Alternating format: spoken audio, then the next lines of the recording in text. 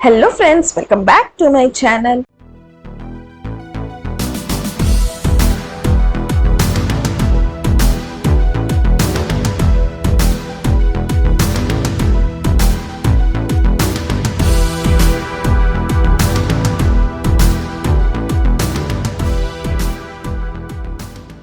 Part 64 के starting में हमें दिखाया जाता है कि सीहाओ आकर के जुओ को बोलता है कि हमें एक आदमी मिला है जिसने ये बताया है कि उस दिन एक आदमी ने जीन को बचाया था। तो जुओ पूछता है कि जीन कहाँ पर है। सीहाओ बताता है कि वो उसे अभी तक नहीं ढूंढ पाया है, बट वो कोशिश कर रहा है कि वो मिल जाए। जुओ बोलता है कि ठीक है, पूरे संघाई में सर्च करो फिर से, और अगर वो कहीं गई है तो वो हमारे यहाँ पर जरूर वापस लौट कर आएगी, और अगर वो नहीं भी आना चाहती है तो वो जरूर कोई लेटर वगैरह जरूर छोड़ेगी। इसलिए तुम पूरे संघाई में सर्च करो, और कल जो भी कहीं संघाई से बाहर जा रहे हो तो सबका आना जाना बंद कर दो, और जितने भी बस ट्रेन है सभी कुछ रुकवा दो, और हर जगह चेक करो। मुझे जीन चाहिए किसी भी हालत में। उसके बाद हमें यहाँ पे सीन में दिखाया जाता है कि माइदा राइची का साथी लोग भी जीन को ढूंढ रहा होता है, और उसका साथी आकर के उसे बताता है कि अभी तक जीन को वो लोग ढूंढ नहीं पाए हैं। तो माइदा राइची बोलता है कि जल्दी ढूंढो। तभी वहां पर माइदा राइची का बॉस जो है जापानीज, वो आता है और बोलता है कि लगता है तुम बहुत ज्यादा बिजी हो। माइदा राइची बोलता है कि बॉस आप बोलिए, आप मुझसे क्या करवाना चाहते हो, आप जो भी बोलोगे मैं वो करने के लिए रेडी हूँ। तभी उसका बॉस बोलता है कि मैं तुम्हें एक सेकंड चांस दे रहा हूँ। जो गोल्ड माइन है, मतलब सोने की खदान, वहां पर अपने साथी लोग को भेजो और वहां के सारे सोना को निकालो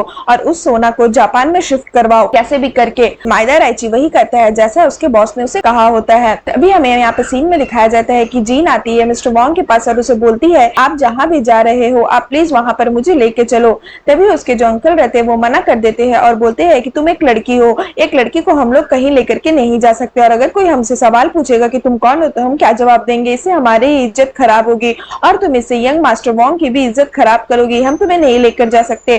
तो मिस्टर वॉन्ग बोलते हैं कि अंकल आप चुप हो जाइए, और जीन को बोलता है वो कि मुझे सोचने का मौका दो। यहाँ पर हमें सीन में दिखाया जाता है कि उसके अंकल आके उसे बोलते हैं कहीं तुम उसे हमारे साथ वापस ले जाने का तो नहीं सोच रहे हो, वो एक लड़की है, कम से कम तुम कुछ सोचो। तभी मिस्टर वॉन्ग बोलते हैं कि क्या आपने उस लड़की की आंखों में नहीं देखा, उसे जीने का मन नहीं है, वो बहुत ही उदास दिख रही है, अगर मैं उसे लेकर जाता हूँ तो एक होप बन जाता है, क्या पता उसे फिर से जीने का मन करे, इसलिए मैं उसे लेकर जाऊंगा। यहाँ पर हमें सीन में दिखाया जाता है कि मिस्टर वॉन्ग और जीन जो है वो लोग स्टेशन आते हैं, और जुओ भी वहीं पर रहता है, बट जुओ जीन को नहीं देख पाता है क्योंकि उसका जो साथी रहता है वो उसे काम के लिए बुला लेता है। उसके बाद हमें सीन में दिखाया जाता है कि यहाँ पर उसका साथी उसे बताता है कि कुछ जापानीज लोग हैं जो इस ट्रंक में ऑयल तो भरे हुए हैं, लेकिन इसमें जरूर कुछ है क्योंकि ये बहुत ज्यादा भारी दिख रहा है, तो आप प्लीज इसे चेक करिए।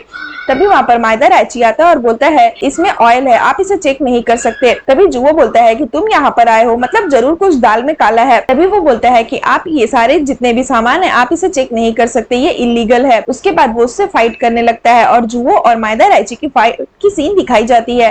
तभी यहाँ पर जैसे जुओ उसे मारने जाता है, कोई आकर के जुओ को रोक देता है, और जो रोकता है वो कोई और नहीं बल्कि माइदा राइची का बॉस और एक फ्रेंच आदमी रहता है जो जुओ का ही दोस्त रहता है। और वो बोलता है फ्रेंच आदमी कि जुओ लगता है कुछ मिसअंडरस्टैंडिंग हो गई होगी, फ्रांस और जापान के बहुत अच्छे दोस्ती है, तो ये लोग सामान में कुछ और नहीं मिलाएंगे, इस सामान को तुम जाने दो वापस, इसे रोको मत। तभी जुओ बोलता है कि जापानीज का कुछ भी सामान जुओ के यहाँ से तो कभी नहीं जाएगा, मैं इसे नहीं जाने दूंगा। उसके बाद उसका बॉस बोलता है कि तुम्हें कितने पैसे चाहिए, मैं तुम्हें 3 गुना पैसा दूंगा, बट इस सामान को जाने दो। तभी वो जो फ्रेंच वाला आदमी रहता है वो बोलता है जुओ मेरे तो इज्जत रखो, इसे जाने दो। तो जुओ उसे जाने दे देता है। उसके बाद हमें सीन में दिखाया जाता है कि जहाँ पर जाते हैं मतलब अपने रिलेटिव्स के यहाँ, वहां पहुंच जाते हैं। तभी वो लड़का जो रहता है उसका भाई वो बोलता है कि ये लड़की कौन है। तभी मिस्टर वॉन्ग बोलते हैं कि इस लड़की के लिए गेस्ट रूम तैयार करो और जितने भी मेडिसिन है वो सारे मेरे लिए लेकर के आओ, मुझे कुछ चेक करना है। उसके बाद यहाँ पर मिस्टर वॉन्ग बोलते हैं जीन को कि तुम जाकर के थोड़ा सा रेस्ट कर लो, चलो मैं तुम्हें गेस्ट रूम दिखा देता हूँ कहाँ पर है। उसके बाद हमें सीन में दिखाया जाता है कि मिस्टर वॉन्ग के अंकल उसे बोलते हैं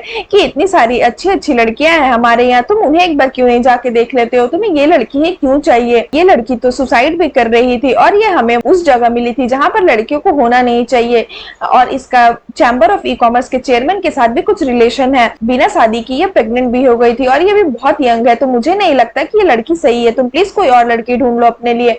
तो मिस्टर वॉन्ग बोलते हैं कि आप प्लीज किसी लड़की की इज्जत पर इस तरह से बात मत करिए, जीन जो है वो बहुत अच्छी लड़की है। अंकल वॉन्ग बोलते हैं कि वो एक यंग लड़की है, प्लीज तुम ऐसा मत मत करो वरना जो तुम्हारे माँ बाप ऊपर है मैं उसे क्या जवाब दूंगा। तो मिस्टर वोंग जो रहते हैं वो उनकी बात नहीं सुनते और वहां से चले जाते हैं। उसके बाद हमें सीन में दिखाया जाता है कि अंकल वोंग जो है वो जीन के पास आते हैं और बोलते हैं कि आप हमारी गेस्ट है, आप प्लीज कुछ काम मत करिए।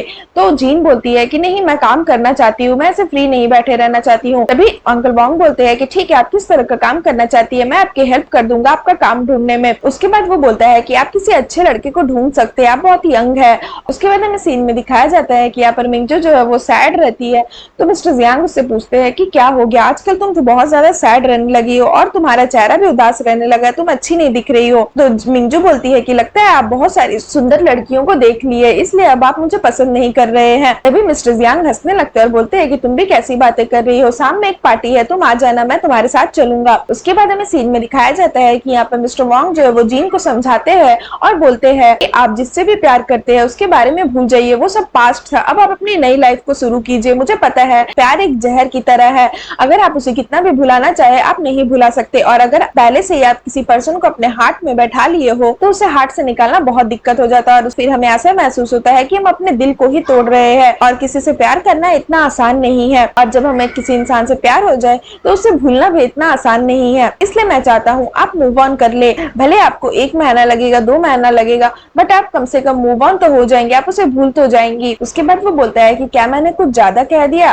कहीं आपको कंफ्यूजन तो नहीं हो रहा है। बट जीन मैं सच में आपको एक बात बताना चाहता हूँ कि जो भी कुछ हुआ था वो सब पास्ट में था, अब आपको एक न्यू लाइफ की शुरुआत करनी चाहिए। तभी जीन बोलती है कि आप मेरे भाई जैसे हो, आपने मेरी पहले से ही बहुत ज्यादा हेल्प कर दी, अगर आप उस दिन नहीं आते तो शायद मैं अभी नहीं रहती उस दुनिया में, मैं आपकी बहुत एहसानमंद हूँ। बट कुछ चीजें हैं कि अगर वो जहर रहे तो सही है और उन्हें भुलाना भी इतना आसान नहीं है, और प्यार भी इसी तरह है, प्यार जहर की तरह ही, अगर आप उसे पी जाते हो तो आप मर जाओगे बट आप फिर भी उसे पीना चाहते हो, है कि नहीं। उसके बाद वो बोलती है कि मैं समझ सकती हूँ आप जो भी कुछ मुझसे कह रहे हैं। तभी मिस्टर वोंग बोलते हैं कि ठीक है अगर आपका जो मन करे आप वही करिए, मैं आपका बड़ा भाई बनने के लिए रेडी हूँ। उसके बाद हमें सीन में दिखाया जाता है कि यहाँ पर मिंजो बोलती है कि मेरा वेट कुछ ज्यादा ही बढ़ गया है और उसे फिर वोमिटिंग आने लगती है। तो मिंजो को थोड़ा सा डाउट होता है तो वो अपनी साथी को बोलती है कि तुम जाओ डॉक्टर को बुला करके लेकर आओ। तभी उसे डॉक्टर चेक करता है और उसे बोलता है कि आप प्रेग्नेंट हो और आपके पेट में 2 महीना का बच्चा है।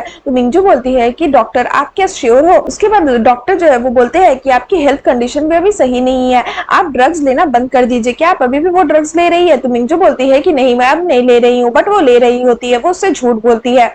उसके बाद वो बोलता है कि अगर आप अभी भी ड्रग्स ले रही है तो आप प्लीज कल से हॉस्पिटल आ जाइए, मैं आपका ट्रीटमेंट स्टार्ट कर दूंगा क्योंकि आप ऑलरेडी एडिक्टेड हो गई है ड्रग्स से, अगर आप इसी तरह ड्रग्स लेती रही तो आपको बचाना बहुत ज्यादा मुश्किल हो जाएगा। उसके बाद वो डॉक्टर को सोने का एक बिस्किट देती है और बोलती है कि मैं चाहती हूँ कि आप ये न्यूज किसी को ना बताएं, मिस्टर जियांग को भी ना बताएं। यहाँ पर मिंजो सोचती है कि कुछ दिन पहले मादा राइची ने उसके साथ कुछ गलत काम किया था और फिर मिस्टर सेन ने भी उसके साथ गलत काम किया था जो मैंने पिछले एपिसोड में बताया हुआ है। तो वो सोचती है कि आखिर इन दोनों में से किसका बच्चा उसके पेट में है और वो बहुत रोने लगती और वो बोलती है कि ये सब मेरे साथ ही क्यों होता है और वो अपना पेट में मारने लगती है और बोलती है कि मुझे नहीं चाहिए ये बच्चा। उसके बाद हमें सीन में दिखाया जाता है कि वो अपने साथी से बोलती है कि जाओ एबॉर्शन वाली मेडिसिन लेकर के आओ। उसके बाद वो उसे एबॉर्शन वाली मेडिसिन ला करके दे देती है और मिंजो से बोलती है कि तुम बाहर जाओ और जब तक मैं ना बोलूं मेरे बिना परमिशन का मेरे रूम के अंदर मत आना। और फिर सीन यहाँ पर खत्म हो जाता है। सो फ्रेंड्स अगर आपको मेरी वीडियो अच्छी लगे तो प्लीज मेरे वीडियो को लाइक करेगा, मेरे चैनल को सब्सक्राइब करिएगा।